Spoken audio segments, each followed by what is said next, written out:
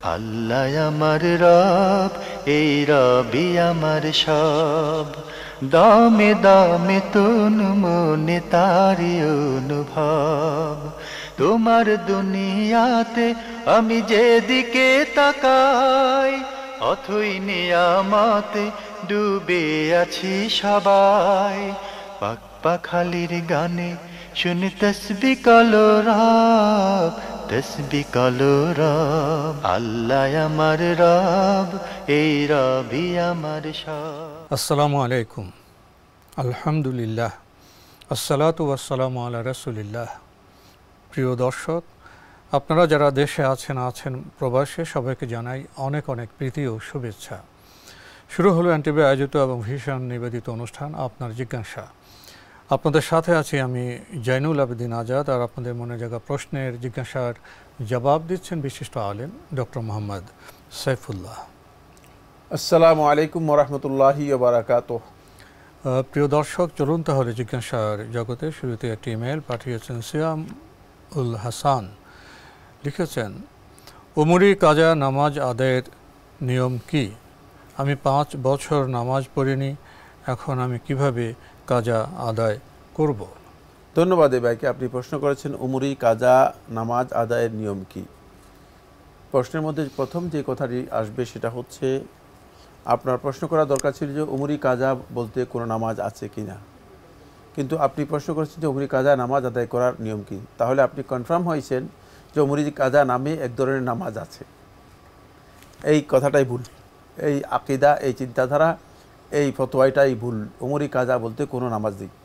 5 বছর যিনি স্বেচ্ছায় নামাজ আদায় করেন নাই, তিনি নামাজ আদায় না করার কারণে কুফরি মধ্যে লিপ্ত ছিলেন। সুতরাং কাফের ব্যক্তির উপর নামাজ আছে কিনা, শরীয়তের মূল তাকলিফের জন্য, মানে শরীয়তের মূল তাকলিফ, শরীয়তের মূল যেই আল্লাহর বিধান প্রযোজ্য হওয়ার জন্য 3টি শর্ত। 1 নম্বর হচ্ছে মুসলিম হতে হবে, সুতরাং কাফের ব্যক্তির উপর ইসলামী বিধান প্রযোজ্য হয় না। 2 নম্বর হচ্ছে তাকে অবশ্যই আকেল, বিবেক সম্পন্ন হতে হবে, পাগল ব্যক্তির উপর ইসলামের বিধান প্রযোজ্য হয় না। 3 নম্বর হচ্ছে বালেগ হতে হবে, প্রাপ্তবয়স্ক হতে হবে। অপ্রাপ্তবয়স্ক শিশু এর উপর ইসলামের বিধান কী হবে না, প্রযোজ্য হবে না। এই 3টি হচ্ছে আহলুত তাকলিফ। কোনো ব্যক্তির শরীয়তের বিধানের মানে আওতাভুক্ত হওয়ার জন্য এই 3টি শর্ত অপরিহার্য। যে ব্যক্তি সালাত আদায় করে না, সে কাফের, সুতরাং তার উপর শরীয়তের বিধানই প্রযোজ্য হয়নি। এই ক্ষেত্রে আপনি 5 বছরের ইচ্ছায় সালাত আদায় করেন নাই, আপনি কুফরির মধ্যে ছিলেন। আল্লাহ তাআলার কাছে আপনি অধিক পরিমাণে তওবা করে ক্ষমা প্রার্থনা করুন এবং এখন থেকে আপনি নিয়মিত সালাত আদায় করুন। প্রথমে উনি তওবা করবেন, তওবা করে তারপরে এখন থেকে নিয়মিত নামাজ শুরু করবেন, সালাত আদায় করবেন। তাহলে উমরি কাজার প্রয়োজন আর কোনো কাজা নেই। আর অধিক পরিমাণে নফল সালাত আদায় করবেন, অধিক পরিমাণে নফল সালাত আদায় করবেন। যদি আল্লাহ সুবহানাহু ওয়া তাআলা মেহেরবানি করে আপনার তওবা কবুল করেন, তাহলে হয়তো আপনার নফল সালাত থেকে আপনার যে ফরজ সালাতগুলো ঘাটতি হয়েছে সেগুলো আল্লাহ রাব্বুল আলামিন পূরণ করে দেবেন। জি, আমরা খুবই গুরুত্বপূর্ণ বিষয়ে অবগত হলাম। প্রিয় দর্শক, আরও একটি ইমেল পাঠিয়েছেন সাবিনা ইয়াসমিন। লিখেছেন, 2024-এ পবিত্র হজ পালন করি, ইচ্ছে ছিল তাওয়াফে ইফাদা জিলহজ 12 তারিখের মধ্যে পালন করার, তবে হোটেল দূরে হওয়ায় এবং যাতায়াতের অসুবিধার কারণে 13 তারিখ ফজরের আগে পালন করি। এটা কি ঠিক হয়েছিল? না হলে এখন করণীয় কি? জি, আপনার তাওয়াফুজ জিয়ারা আদায় হয়ে গেছে, আপনার তাওয়াফুজ জিয়ারা আদায় হয়ে গেছে, এতে কোনো অসুবিধা নেই। জি, এবং হজও হয়ে গেছে, কিছুই করতে হবে না। হাজব্যান্ডের অনিচ্ছার কারণে সোমবারের নফল রোজা ভেঙে ফেলতে হলে এর জন্য শরীয়তের বিধান কি? যদি হাজব্যান্ড অনুমতি না দেন, তাহলে আপনি যদি সোমবারের নফল সিয়াম ভঙ্গ করতে বাধ্য হন, তাহলে আপনার উপর আর কোনো কাফারা অথবা কাজা কোনোটাই আসবে না। এটাই বিশুদ্ধ বক্তব্য। কারণ রাসূলুল্লাহ সাল্লাল্লাহু আলাইহি ওয়াসাল্লাম বলেছেন যে আস-সাইমুল মুতাতাওয়ি আমিরুন আলা নাফসিহি, যে ব্যক্তি নফল সিয়াম পালন করে থাকে সে ব্যক্তি আমিরুন আলা নাফসিহি, নিজের উপরেই সে আমির। শুধু ইচ্ছা করলে তিনি ভঙ্গ করতে পারবেন, ইচ্ছা করলে তিনি কন্টিনিউ করতে পারবেন। যেহেতু আপনি কোনো কারণে কন্টিনিউ করতে পারেন নাই, আপনার উপর কাজা কাফারা কিছুই আসবে না। জি, আমরা জানলাম বিষয়টি সম্পর্কে। প্রিয় দর্শক আরও লিখেছেন, টরন্টোতে ব্যাংকে রিটায়ারমেন্ট স্কিম RRSP তে আমার নেশাবের বেশি পরিমাণ টাকা জমা হয়েছে। উল্লেখ্য যে এখানকার নিয়ম অনুযায়ী প্রতি বছর কিছু অ্যামাউন্ট ডলার ব্যাংকে জমা করি এবং ব্যাংকের থ্রুতে মিউচুয়াল ফান্ডে ইনভেস্ট করি, যার ফলে লাভের অংশ যেটা ফিক্সড না জমা হয়। রিটায়ারমেন্টের পর অল্প ট্যাক্স বা ট্যাক্স ছাড়াই ওই ডলার উঠানো হয়। জরুরি প্রয়োজনে ওই ডলার রিটায়ারমেন্টের আগে উঠালে ট্যাক্স দিতে হয়। মূলত রিটায়ারমেন্ট সময়ে জমানো ডলার ব্যবহারের উদ্দেশ্যে এই স্কিম। এই অবস্থায় কি প্রতি বছর জাকাত দিতে হবে? নিসাব পরিমাণ টাকা যদি আপনার কাছে প্রতি বছর থাকে তাহলে আপনি জাকাত দেবেন, কিন্তু আপনি এখানে যে সমস্ত কথাগুলো বলেছেন সেগুলো আমি বুঝতে পারিনি, এই জন্য আমি দুঃখিত এবং এর উত্তর আমি দিতে পারলাম না। এটা আরও ক্লিয়ার করা দরকার ছিল। সেটা হচ্ছে এই যে আপনি মনে হয় যেন থার্ড পারসন সিঙ্গুলার নাম্বারে প্রশ্ন করতেছেন। ক্লিয়ার বলা দরকার ছিল যে মানে আপনি মানে মিউচুয়াল যেই ফান্ডে টাকা জমা দিচ্ছেন সেটা আপনি আপনার রিটায়ারমেন্ট স্কিম থেকে টাকা উত্তোলন করে নিচ্ছেন, তো উত্তোলন করে নিয়ে সেখানে আবার লাভও পাচ্ছেন। আর সেটা প্রতি বছর যদি করে থাকেন তাহলে অবশ্যই প্রতি বছর পুরা টাকার জাকাত দিতে হবে, কিন্তু সেটা ক্লিয়ার করেন নাই। আপনি একটু এলোমেলো করে ডান বাম করে কথা অস্পষ্ট করেছেন। জি, আরেকটি ইমেল যিনি পাঠিয়েছেন নাম প্রকাশে অনিচ্ছুক, লিখেছেন, আমি আপনার জিজ্ঞাসার একজন নিয়মিত দর্শক। আমার বিয়ে হয়েছে 6 বছর চলছে, 1.5 বছরের একটি ছেলে সন্তান আছে। নিজে পছন্দ করে বিয়ে করেছি। বিয়ের পর কয়েক মাস স্বামীর সাথে সম্পর্ক ভালো ছিল, তারপর থেকে আমার স্বামী তার বাবা মা ভাইয়ের কথা ছাড়া কিছুই করে না, আমাকে বোঝে না, আমার কোনো কথা শোনে না। স্ত্রীর প্রতি যে দায়িত্ব কর্তব্য আছে সেটা আমার স্বামী বোঝে না। সবসময় ঝগড়া, শ্বশুর শাশুড়ি ও দেবর এখন স্বামীর কারণে অকারণে খারাপ আচরণ করা, কষ্ট দিয়ে কথা বলে, মানসিকভাবে নির্যাতন করে। এমন নির্যাতনের জন্য রাগ করে 2 বার চলে আসছি, সংসার করব না বলে। পরে আবার সংসারে ফিরে গেছি। ধৈর্য ধরে 6 বছর থেকেছি যে সব কিছু ঠিক হয়ে যাবে, ভেবেছি একটা সন্তান হলে সব ঠিক হয়ে যাবে, কিন্তু কোনো পরিবর্তন হচ্ছে না। আমাকে অবহেলা করে, আমার কথা শোনে না, বাবা মা অ্যান্ড ভাইয়ের কথা ছাড়া কিছু করে না। আমি নিজে পছন্দে বিয়ে করে অনেক ভুল করছি, সবসময় তওবা করছি, আল্লাহ পাক এর কাছে মাপ চাচ্ছি। আমার শ্বশুর বাড়িতে মানুষ ও স্বামীর প্রতি মন উঠে গেছে, এখানে থাকতে ইচ্ছে করে না, তাদের সাথে কথা বলতে ইচ্ছে করে না, এই সংসার করতে ইচ্ছে করে না, আবার ছাড়তেও পারছি না কারণ বাবা বাড়িতেও সন্তান নিয়ে থাকতে পারবো না। এখন ইসলামের মতে আমার কি করা উচিত? আপনি বেশি বেশি করে ইস্তেগফার করবেন আর ধৈর্য ধারণ করবেন। সমস্ত গুনাহ আপনার, এখানে যত দায় আছে সবগুলো দায় আপনার। পছন্দ করে বিয়ে করেছেন, জি, সবগুলো দায় আপনার। এই জন্য আপনি বেশি বেশি করে ইস্তেগফার করবেন আর ধৈর্য ধারণ করবেন। আর স্বামীর বাড়ির যত যাতনা, যত কষ্ট সবটাকেই সহ্য করে নেবেন, কারণ এটা আপনি নিজের জন্য নিজে ডেকে আনেছেন। আপনি তো পিতার বাড়ি এসে থাকতে পারতেছেন না। আল্লাহ তাআলার কাছে দোয়া করবেন যেন আল্লাহ তাআলা এটাকে সহজ করে দেন, আপনার জন্য সহনশীল করে দেন। সমস্ত দায় আপনার। জি, আরও একটি ইমেল পাঠিয়েছেন হাম্মাদ আহমেদ, লিখেছেন, সেজদার সময় সুবহানাল্লাহ রাব্বিয়াল আলা পড়ে আমি দোয়া করি, রাব্বির হামহুমা কামা রাব্বিয়ানি সাগীরা, আল্লাহুম্মা হাসবনি ইয়াসিরা, আল্লাহুম্মা আজিরনা মিনার নার, রাব্বি হাবলি মিনাস সলিহিন। এই 3টা দোয়া কি পড়লে ইসলাম অনুযায়ী ঠিক হবে? হ্যাঁ, করতে পারেন, এই দোয়াগুলো করতে পারেন, কোনো অসুবিধা নেই। সিজদার পরে যদি আপনি এই দোয়াগুলো করতে চান করতে পারবেন। জি, হাম্মাদ আহমেদ ভাই, আপনার দ্বিতীয় প্রশ্নটি এরকম, মানুষের মধ্যে স্পষ্ট কোরআন ও হাদিস থাকার পরও হুজুরদের দিয়ে ইসলাম বিশ্বাস করে, কারণটা কি বলবেন? কারণ বা বয়স্ক লোকদের বললে হাদিস কোরআন দিয়ে বলে, তারা বলে তোমরা কি জানো আবু হানিফা এগুলো বলছে। এখন দোষ করে মুরব্বীরা ভালো করে জানে না, সম্পূর্ণ দোষ দেয় ইমামদের। এখন এসব গুনাহগার দায়ভার কে নেবে? কোরআন হাদিস বুঝতে হলে অবশ্যই আলেমদের মাধ্যমে বুঝতে হবে। আপনি কোরআন হাদিস বুঝবেন কিভাবে? কোরআন হাদিসের টেক্সট পড়ে? এটা কি পত্রিকা? না, পত্রিকা নয়, এটা আল্লাহর কিতাব, এবং আল্লাহর কিতাবের বুঝ দিতে হলে ইন্নামাল ইলমু বিত্তাআল্লুম, সরফেস আলীগণ বলেছেন ইলম অর্জন করার মাধ্যমে ইলম অর্জিত হয়। সুতরাং অর্জন করতে হবে আলেমদের কাছ থেকে। তাই আলেমদের কাছ থেকে আপনাকে কোরআন হাদিস জানতে হবে। যারা আলেমদের কাছ থেকে কোরআন হাদিস শিখবে না তারা পথভ্রষ্ট হয়ে যাবে, তারা বিভ্রান্ত হয়ে যাবে। শুধু কোরআনে অনুবাদ পড়ে, হাদিসের অনুবাদ পড়ে যদি কেউ আলেম হয়ে যান তাহলে তিনি আলেম হবেন না, তিনি হেদায়েতভ্রষ্ট ব্যক্তি হবেন। অবশ্যই ইলমের এই জ্ঞানটুকু নিতে হলে আলেমদের সাথে যুক্ত হয়ে আলেমদের কাছ থেকে জ্ঞান নিতে হবে।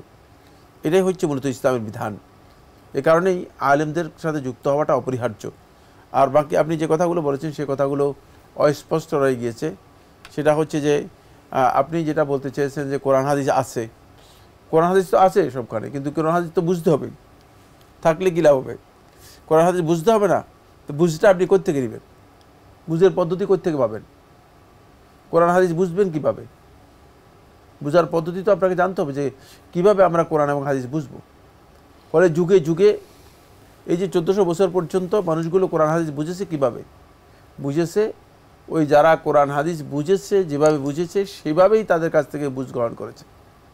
সেই বুঝটাই হচ্ছে মূলত বুঝ, সেই বুঝটাই হচ্ছে সঠিক বুঝ। আর এর বাইরে যত বুঝ আছে সবগুলোই আন্দাজের উপর, ধারণামূলক কোনো বিষয় কোরআন এবং হাদিসের ব্যাপারে যারা দিচ্ছেন তারা পথভ্রষ্ট, বিভ্রান্ত। এবং এটা কোনো পত্রিকার বিষয় নয় যে পত্রিকা পড়ে তিনি মন মতো একটা কথা বলে দিলেন না। এই জন্য কেরাত শুধু পড়ার উপর নির্ভর করে, বই পড়ে আলেম হওয়া যায় না, বরং তাআল্লুম হচ্ছে আলেমের সাথে বসে আলেমের কাছ থেকে জ্ঞান নিয়ে এর অর্জন করতে হয়। আমরা জানলাম বিষয়টি সম্পর্কে। প্রিয় দর্শক, আরও একটি ইমেল পাঠিয়েছেন তাওহিদ আলম, লিখেছেন জাহান্নামের জ্বালানি কি হবে? জাহান্নামের জ্বালানি হচ্ছে মানুষ আর পাথর, মানুষ এবং পাথর জাহান্নামের জ্বালানি হবে। জি। শয়তানের সবচেয়ে বড় কাজ কি? শয়তানের সবচেয়ে বড় যে কাজ সেটা হচ্ছে শয়তান দুইজন মানুষের মধ্যে বিচ্ছেদ সৃষ্টি করে দেয়া। কোন পশুকে আল্লাহ নিদর্শন বলা হয়েছে? না কাতুল্লাহ, এটা হচ্ছে আল্লাহ নিদর্শন। আসলে জীবন ঘনিষ্ঠ ইসলাম বিষয়ক প্রশ্ন করলে আপনারা উপকৃত হবেন, আমরাও তার সঠিক জবাব দিতে পারব। প্রিয় দর্শক, এই ইমেলটি পাঠিয়েছেন রফিকুল হায়দার চৌধুরী রফিক, লিখেছেন পবিত্র কোরআনে আল্লাহ বলেছেন, যারা বিবেক বুদ্ধি খরচ করে সিদ্ধান্ত নেয় না আমি তাদের উপর কলুষতা চাপিয়ে দিই। ভোট একজন নাগরিকের মৌলিক অধিকার এবং সর্বোপরি পবিত্র আমানত। আমার প্রশ্ন, একজন প্রার্থী কোরআন সুন্নাহর আলোকে সবচেয়ে যোগ্য প্রতিনিধি হওয়া সত্ত্বেও কোনো মুসলিম ভোটার শুধুমাত্র হুজুগে বা আবেগতাড়িত হয়ে বা গড্ডলিকা প্রবাহে গা ভাসিয়ে উপযুক্ত প্রার্থীকে ভোট না দিয়ে তার মূল্যবান ভোটটি যদি অপাত্রে প্রয়োগ করেন, তাহলে আল্লাহর দরবারে উক্ত ভোটারকে অধিকার অপপ্রয়োগের অপরাধী হতে হবে কি, বা শাস্তি পেতে হবে কি? কোনো একটি বিষয় আপনার কাছে যদি আমানত হিসেবে থাকে, সেটাকে যদি আপনি অপব্যবহার করেন, অপপ্রয়োগ করেন, তাহলে আপনি গুনাহগার হবেন।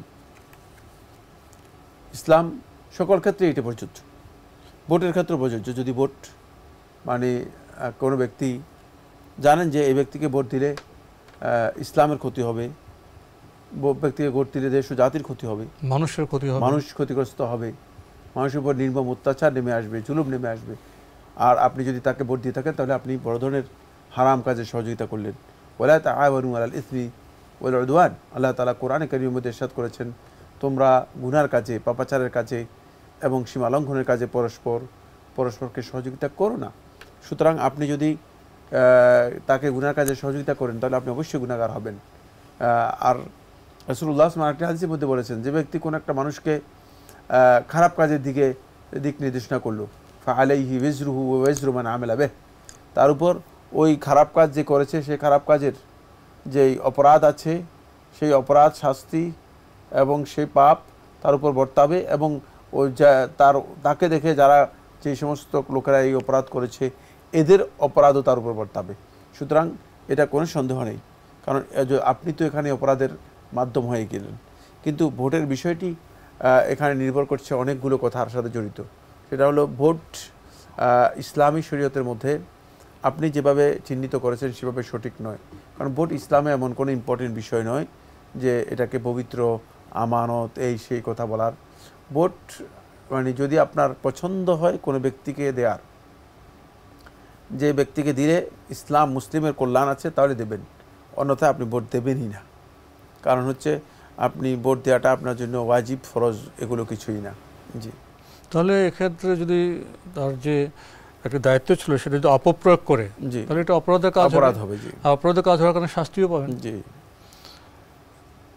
আরেকটি বিষয় আপনি এইভাবে উল্লেখ করেছেন, এরশাদ হচ্ছে মহিলাটি তার দিকে এগিয়ে এলো এবং ইউসুফ তার দিকে এগিয়ে যেত যদি না তার রবের জ্বলন্ত প্রমাণ প্রত্যক্ষ করত। এমনটি হলো যাতে আমি তার থেকে অসৎবৃত্তি ও অশ্লীলতা দূর করে দিতে পারি। সূরা ইউসুফ আয়াত 24। আমার জিজ্ঞাসা, এখানে জ্বলন্ত প্রমাণটি কি? শয়তান নবী রাসূলগণকে কি ধোঁকা দিতে পারে? সূরা ইউসুফের ঘটনা আপনি উল্লেখ করেছেন, 28 কত নম্বর আয়াতের কথা উল্লেখ করেছেন তিনি? 24। সূরা ইউসুফের 24 নম্বর আয়াতের মধ্যে আপনি যে বিষয়টি উল্লেখ করেছেন সেখানে আপনার একটা ভুল মানে ইনফরমেশন আপনার রয়ে গিয়েছে, যে ইনফরমেশনটা আপনার সঠিক হয়নি। 24 নম্বর আয়াতের মধ্যে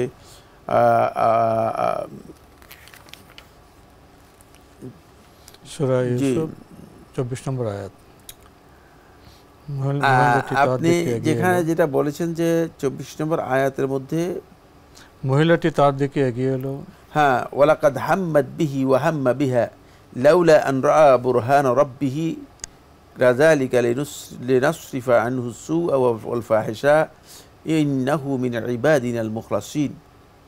মানে এখানে আপনি যেটা বলেছেন সেটা নেই, মহিলাটিও নেই, মানে তার দিকে এগিয়ে গেছেন এটাও নেই। তারপরে রবের জ্বলন্ত প্রমাণ, লাউলা আন রাআ বুরহান রাব্বিহি, মানে বুরহান রাব্বিহি বলতে আল্লাহ রাব্বুল আলামিনের পক্ষ থেকে আল্লাহ তাআলা যে এই কাজটাকে নিষেধ করেছেন সেই নিষেধটুকু ইউসুফ আলাইহিস সালাতু ওয়াস সালাম তিনি তার মানে বিবেকে তাকে সেই নিষেধটুকুকে বাধা হিসেবে দিয়েছে। এখানে বুরহান বলতে ওইটাকে বুঝিয়েছে, সুনির্দিষ্ট কোনো ব্যক্তি বা ফেরেশতা নয়। জি, তার বিবেকের যে ক্ষমতাটা।